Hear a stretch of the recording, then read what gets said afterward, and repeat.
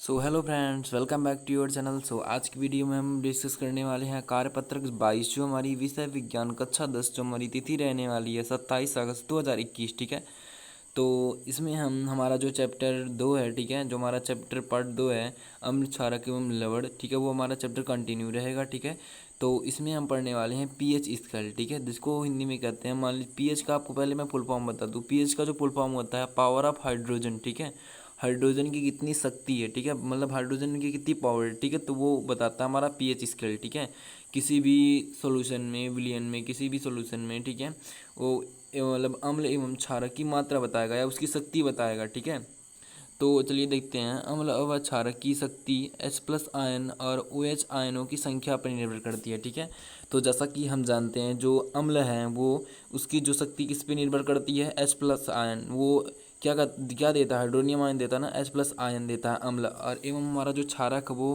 क्या देता है, वो हमारा OH यानी हाइड्रोक्साइड आयन देता है। ठीक है, इसकी भी निर्भर करती है। अम्ल की शक्ति हाइड्रोजन आयन पे एंड हमारा क्षारक की शक्ति हाइड्रोक्साइड आयन पे निर्भर करती है। ठीक है, जबकि H+ आयन, ठीक है, आयनों को उत्पन्न करने वाले जो अम्ल को प्रबल अम्ल कहते हैं। ठीक है, जो H+ आयन होते हैं वो H+ आयन को उत्पन्न करने वाले जो अम्ल होते हैं वो प्रबल अम्ल होते हैं। ठीक है, जो H+ आयन उत्पन्न करते हैं। ठीक है, और जो H+ आयन उत्पन्न करने वाले जो होते हैं, ठीक है, H+ आयन को उत्पन्न करने वाले जो होते हैं कुछ, तो वो कुछ दुर्बल होते हैं, अम्ल होते हैं, कुछ हमारे होते हैं प्रबल अम्ल होते हैं। ठीक है, तो जैसे कि मैं आपको बता दूं, जैसे कि जिसमें हाइड्रोजन यानी H+ आयन जितने ज़्यादा होंगी वो ज़्यादा उत्पन्न करेंगे तो वो क्या क्या कहलाएंगे, हमारे प्रबल अम्ल होंगे। ठीक है, और जबकि जो हमारे कम उत्पन्न करेंगे H+ आयन तो वो हमारे क्या कहलाएंगे, तो दुर्बल अम्ल होंगे। ठीक है, तो किसी विलयन में, दूसरा हमारा पॉइंट है कि किसी विलयन में H+ आयन की सांद्रता ज्ञात करने के लिए एक पैमाना विकसित किया गया है जिसे पीएच स्केल कहते हैं। ठीक है,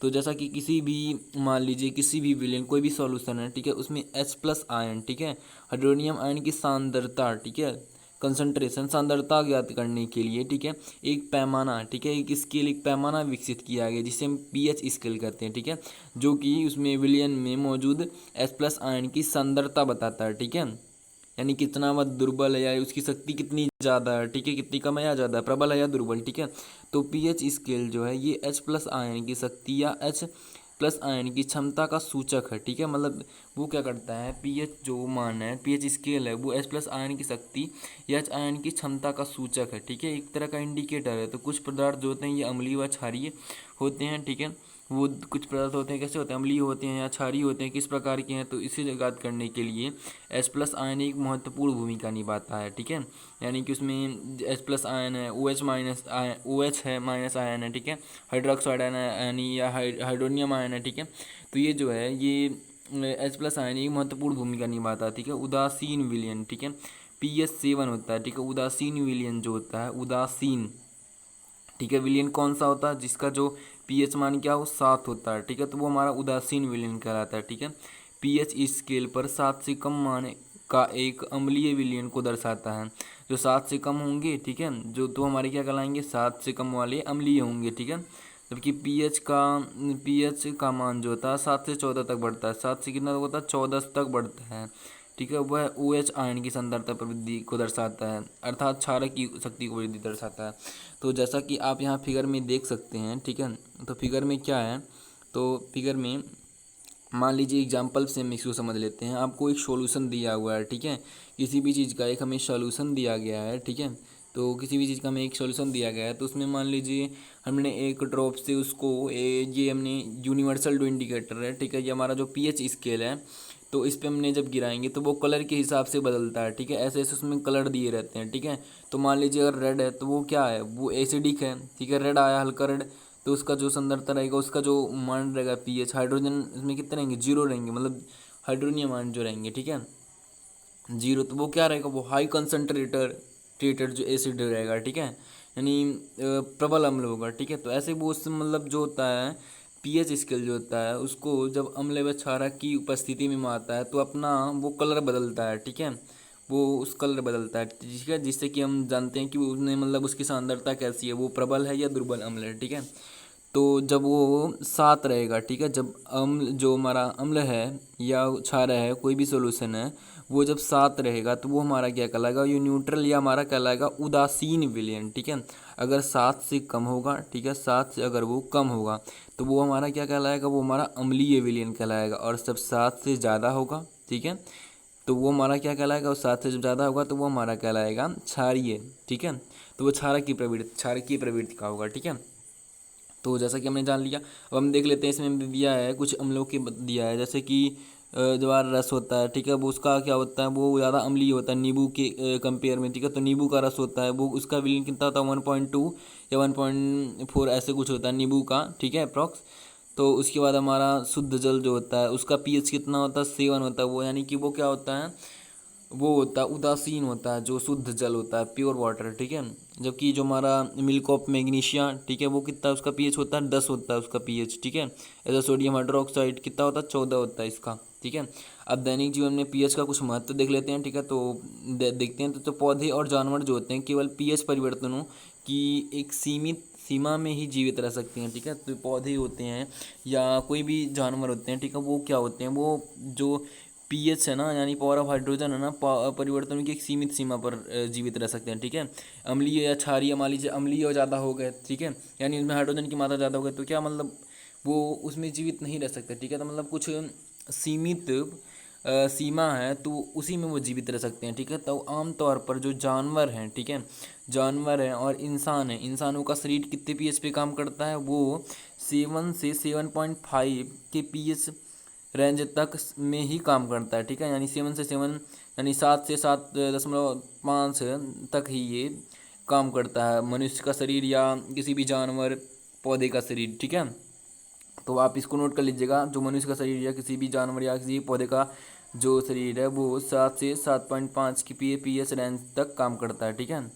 और दूसरा हमारा पॉइंट है, जब जो वर्षा का जल होता है, यानी जो बारिश होती है तो वर्षा का जल होता है वो उसका जो पीएच मान 5.6 से कम हो।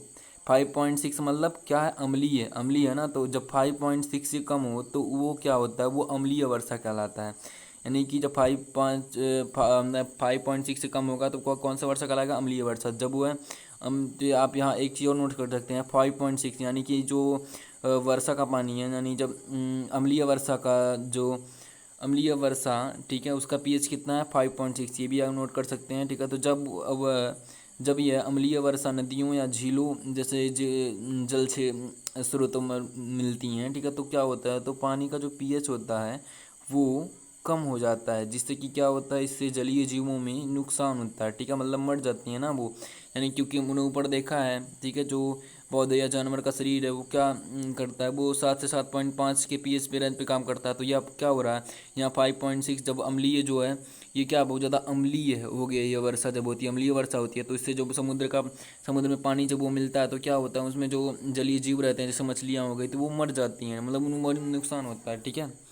उसके बाद हमारा थर्ड है इसमें कि इसके अलावा जब हमारे पेट का पीएच मान कम हो जाता है तो हमें एसिडिटी की समस्या होती है। तो हम क्या करते हैं, देखते हैं कि हम इनो लेते हैं या कोई भी क्षारीय चीज़ लेते हैं, ठीक है, बेकिंग सोडा लेते हैं, तो यही ना ये लेते हैं, ठीक है। तो ये क्या होता है, हमारा जो पेट है ना वो भी एक पीएच पर काम करता है, ठीक है। तो हम इसके अलावा जो हमारा पेट है वो पीएच मान जब कम हो जाता है तो क्या होता है, हमें एसिडिटी हो जाती है, तो इससे कि हम क्षारीय चीज़ लेते हैं, ठीक है। उसके बाद जब हमारे मुंह का पीएच मान कम हो जाता है तो हमारे जो दांत क्या होते हैं, सड़ जाते हैं, ठीक है। तो हमारे मुंह का पीएच कम हो जाता है, ठीक है, दांतों का। तो मिट्टी के पीएच का मान में परिवर्तन के कारण यह बंजर हो जाती है, कैसी हो जाती है, बंजर जमीन हो जाती है, जिससे कि हम क्या मिलाते हैं, इसमें चूना मिलाते हैं, ठीक है।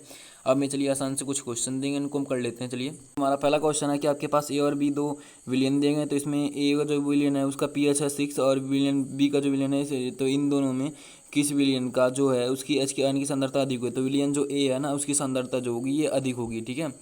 तो इसमें आप क्या कर लेंगे, ठीक है, तो आपके पास ए और बी दो विलियन है, विलियन ए का जो पीएच है वो 6 है, यानी कि क्या है, ये एसिडिक है, ठीक है, यानी अम्लीय है जो विलियन ए है। और विलियन जो बी है उसका कितना पीएच है, 8 है, ठीक है, 8 है, यानी कि ये क्या है, ये क्षारकीय है, 7 से ज़्यादा है ना। तो इन दोनों में इस विलियन की एच आयन की सांद्रता अधिक होगी। तो आपको पता ही होगा कि जो एसिडिक होते हैं, जो अम्लीय होते हैं, अम्लीय सोल्यूशन जो होते हैं, विलियन होते हैं, वो क्या होते हैं, वो उसमें जो होता है उसमें एच प्लस आयन की जो होती है सांद्रता अधिक होती है, ठीक है। तो इसका जो आंसर हो जाएगा विलियन विलयन ए की सांद्रता अधिक होगी, क्योंकि ये क्या है, ये अम्लीय है। आप लिख लीजिएगा विलयन ए की सांद्रता अधिक होगी, क्योंकि विलयन ए का pH 6 है, जो कि एक अम्लीय विलयन है। ठीक है, आप इसको ऐसे लिख लीजिएगा। ठीक है, उसका हमारा सेकंड है कि ऊपर दिए गए प्रश्न में किस विलयन की प्रकृति अम्लीय वह किसकी क्षारीय है। ठीक है, तो जैसा कि हमने अभी बताया है कि जो क्या है, इसका जो ए है विलयन, ठीक है, विलयन ए है, उसमें क्या है, ठीक है, उसमें हमारा वो अम्लीय है, यानी 7 से इसका pH कम है ना, तो वो क्या होता है, अम्लीय होता है। तो विलयन ए जो है वो अम्लीय है। ठीक है, का आंसर ऐसे लिख लीजिएगा, विलयन ए जो है, ठीक है, विलयन ए की जो सांद्रता होगी वो अम्लीय होगी। ठीक है, विलयन ए जो है अम्लीय है, विलयन बी क्या है, क्षारीय है। ठीक है, इसको आप ऐसे लिख लीजिएगा। ठीक है, इसके बाद हमारा थर्ड क्वेश्चन है कि ताजे दूध का pH 6 है, इसके लिए दही बन जाने से इसके pH में किस प्रकार परिवर्तन आएगा। ठीक है, तो हमारा जो ताज़ा दूध होता है उसका pH मान लेते हैं हम 6 है, ठीक है, 6 है, तो इसको दही बन जाने से इसका pH में किस प्रकार परिवर्तन होगा। ठीक है, तो ये क्या है, ये वैसे ही एसिडिक है, यानी ये अम्लीय है जो दूध है। ठीक है, ये अम्लीय है थोड़ा, 6 है ना, तो इसका जब ये दही बनेगी तो ये क्या होगा, ये इसके ये और अम्लीय हो जाएगा। ठीक है, ये खट्टा होता ना दही, तो वो क्या होगा, उसमें क्या होगा, pH की कमी आएगी ना, यानी 6 से कम हो जाएगा ना। तो चलिए देखते हैं इसका आंसर। तो इधर आप देख सकते हैं कि जो दही जो है ये लैक्टिक अम्ल के कारण स्वाद में खट्टे होते हैं। उसमें जब लैक्टिक एसिड हो जाएगा ना, तो जब दही बनेगा तो दही से दूध से दही बनने पर pH का जो मान होगा ये कम हो जाएगा, लगभग होता है 3.4 से 3.5 के अप्रॉक्स हो जाएगा। ठीक है, ये इसका।